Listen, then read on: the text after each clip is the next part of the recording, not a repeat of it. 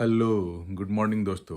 तो आज का मेरा टॉपिक है जो कि बहुत ही हॉट है अभी एंड मार्केट में भी चल रहा है, इंडियन आईटी इंडस्ट्री डाउनटर्न।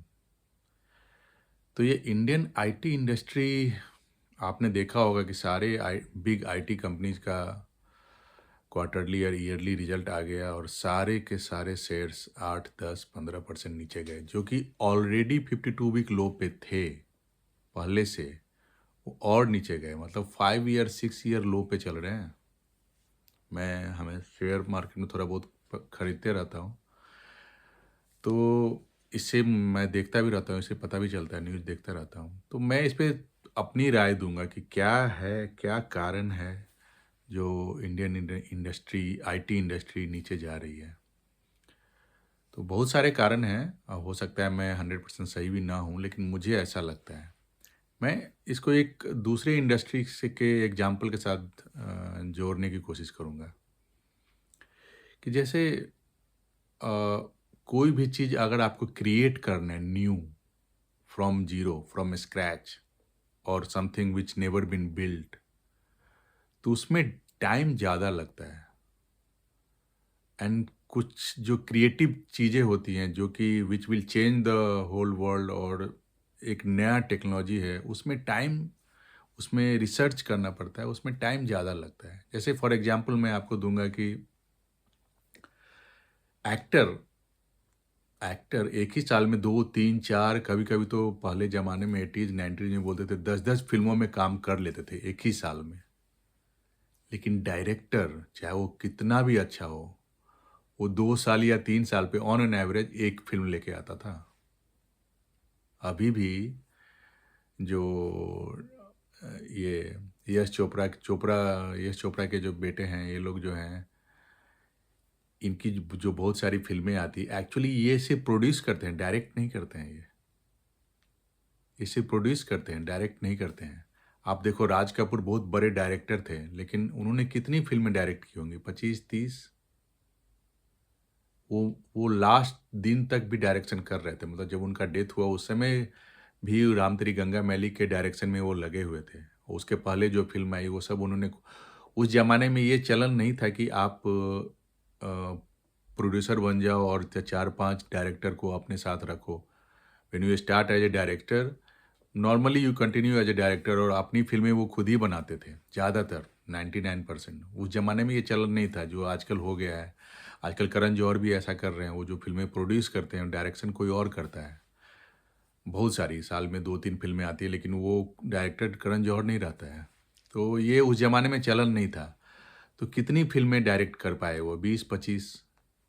लेकिन कितनी फिल्मों में एज ए एक्टर वो काम किए? 50 फिल्म में, दिलीप कुमार, देवानंद, सब ने।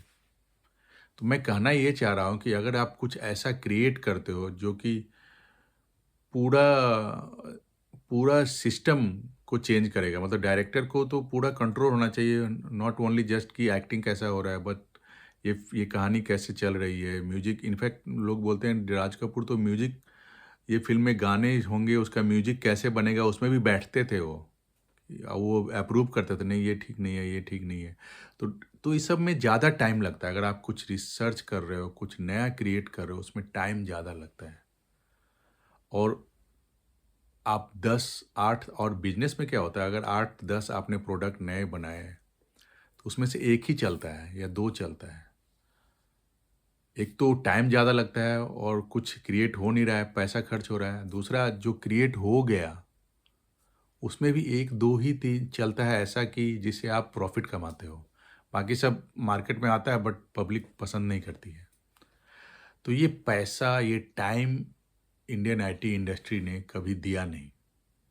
इनका सिर्फ ये था कि भाई हमारा बैक ऑफिस जॉब इंडिया में चीप लेबर में होगा, यही था हमेशा से। आप देखो, उसमें मैं दूसरा एग्जांपल दूंगा कि एक ही टेक्नोलॉजी पे 3-3, 4-4 business houses billions of dollar का प्रॉफिट कमा रहे हैं। नेटफ्लिक्स नेटफ्लिक्स क्या करता है? वीडियोस दिखाता है, फिल्में दिखाता है, बट ये है कि आप उसमें सब्सक्रिप्शन आपको देना है, पैसा पे करना है। यूट्यूब मैं पहले फ्री था, अब उसमें भी दोनों अलाउड है, पैसा भी दे के कर सकते हो, कम ऐड आएगा। बट उसमें भी आप यही है, वीडियोज़ देखते हो, फ़िल्में देखते हो, ओटीटी देखते हो। बट यूट्यूब में है कि कोई भी उसमें डाल डाल सकता है अपना। इसमें है नेटफ्लिक्स में कोई भी डाल नहीं सकता है, वो उनका पहले से कॉन्ट्रैक्ट होना चाहिए तभी वो उसमें आता है, ठीक है। अमेजन प्राइम जो वीडियो है वो भी इसी टाइप का है। बट उस इन तीनों के पास जो बैकग्राउंड टेक्नोलॉजी क्या है, एक बड़ा सा डाटा सेंटर जहां इतने सारे फिल्में, इतनी सारी वीडियो अपलोड हो सकती हैं, और जब यूजर उसको देखेगा, ब्राउज करेगा, तो उसको सीमलेसली वो चलना चाहिए। ऑफ कोर्स वो पैसा दिया है तब चलेगा, या नंबर ऑफ ऐड ज़्यादा आएंगे।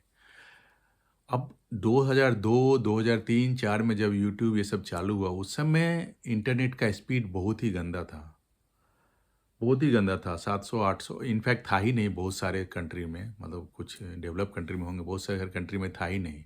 मैं 6, 7, 8 से मैं इंटरनेट यूज करना शुरू किया, मतलब अपने घर में। पहले मैं जाता था साइबर कैफ़े, तो वहाँ पे स्पीड बहुत कम था।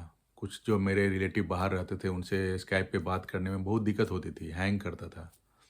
बट इन लोगों ने उसके उसी समय इसमें इन्वेस्ट कर दिया, और ये कंटिन्यूअसली उसमें लॉस बना रहे थे। 3 साल, 4 साल, 5 साल, 10 साल लॉस में रहे। उसके बाद, क्योंकि इन्हें पता था कि ये स्पीड चेंज होगा, हर साल चेंज हो रहा है, हर साल चेंज हो रहा है, और आगे भी चेंज होगा।